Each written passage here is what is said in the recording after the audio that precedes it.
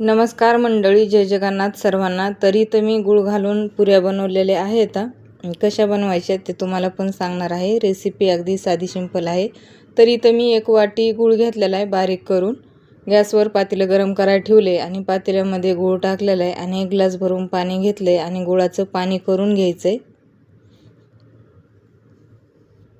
चमच्याने एकदा हलवून घ्यायचंय आणि इथं गुळाचं पाणी होईपर्यंत ताटामध्ये पीठ घ्यायचंय तोपर्यंत.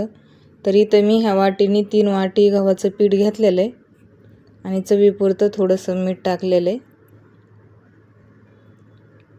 1 चमचा भरून तेल गरम करून घेतलेलं आहे आणि पिठामध्ये ओतलेलं आहे आणि पीठ आणि तेल दोन्ही हाताने चोळून घ्यायचं आहे. ह्याच्या गाठी फोडून घ्यायच्या आहेत. तर पिठाला तेल मिक्स करून घ्यायचं आहे.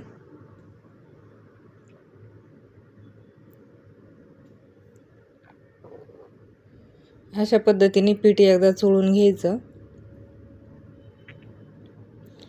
आता इथं गुळाचं पाणी झालेलं आहे आणि पिठामध्ये ओतून घ्यायचं आहे. चाळणीने गाळून घ्यायचं पाणी आणि आता ह्याचा घट्टसर असा उंडा तयार करून घ्यायचा आहे.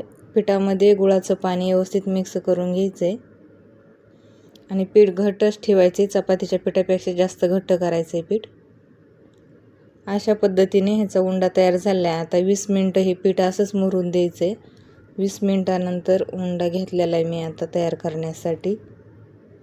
चपातीच्या उंड्यासारखा उंडा घ्यायचा आहे आणि ह्याची चपाती लाटून घ्यायची.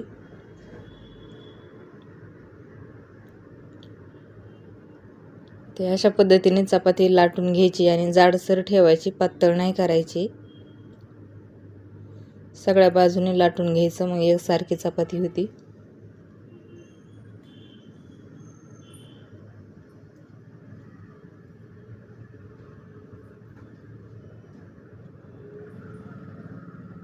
हे तास ग्लासाच्या साहाय्याने गोल गोल करून घ्यायचे आता पुऱ्याचा आकार.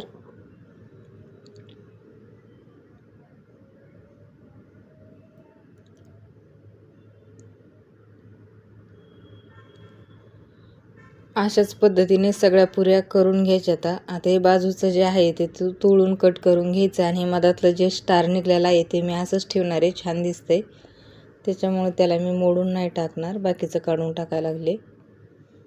तर ह्या पुऱ्याची आता एकदा पलटी करून घ्यायची. पोळीपाटाला चिटकलेले आहेत त्या बाजूला काढून घ्यायच्या. आता तेल गरम करायला ठेवलेलं आहे आणि तेलामध्ये पुऱ्या सोडून घ्यायच्या. आता असंच करून सगळ्या पुऱ्या तेलामध्ये तळून घ्यायच्या. आता